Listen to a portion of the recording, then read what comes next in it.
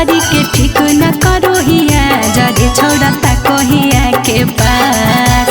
गुरु ही देखी इशारावा करी के ठीक न करो हिया जरे छोड़ा ताको हिया के पास छोड़ी न चाही पियर ओढ़निया ओढ़ के लागही बड़ी झका गे छोड़ी झारही पियर ओढ़निया जब तोई लागही बड़ी झका गुरु ही देखी इशारावा करी के ठीक न करो हिया जरे छोड़ा ताको हिया के पास गुरु ही देखी इशारावा करी के ठीक न करो हिया जरे छोड़ा ताको हिया के पास छोड़ी न चाही पियर ओढ़निया ओढ़ के लागही बड़ी झका गे छोड़ी झारही पियर ओढ़निया जब तोई लागही बड़ी झका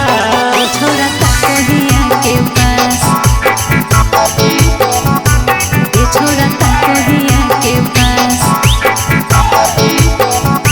छोड़ी न चाही पियर ओढ़निया ओढ़ के लागही बड़ी झका गे छोड़ी झारही पियर ओढ़निया जब तोई लागही बड़ी झका देखी हमर सूरतिया रे छोड़ा मारो ही काहे तू चांस रे लगी जेते नजरिया रे छोड़ा तो ही बड़ा बदमाश रे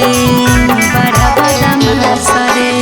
सोची हमारा लागो करे जवाना होय छै दिलवा में साबर गे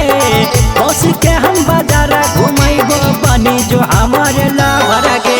जानी के झूठे सपनावा देखो ही हो नहीं कबो पास रे छोड़ा करो ही ते बकवास जाने के झूठे सपनावा देखो ही हो नहीं कबो पास रे छोड़ा करो ही ते बकवास छोड़ी न चाही पियर ओढ़निया ओढ़ के लागही बड़ी झका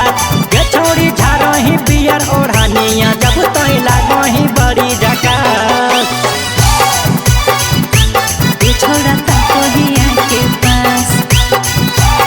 छोड़ा ताको हिया के पास गे छोड़ी झारही पियर ओढ़निया जब तोई लागही बड़ी झका छोड़ा ताको हिया के पास जानी के तू गलतिया करो ही बनो ही बड़ा सयान रे तोरे चलते सुने रे भोला हो बोने हम बदनाम रे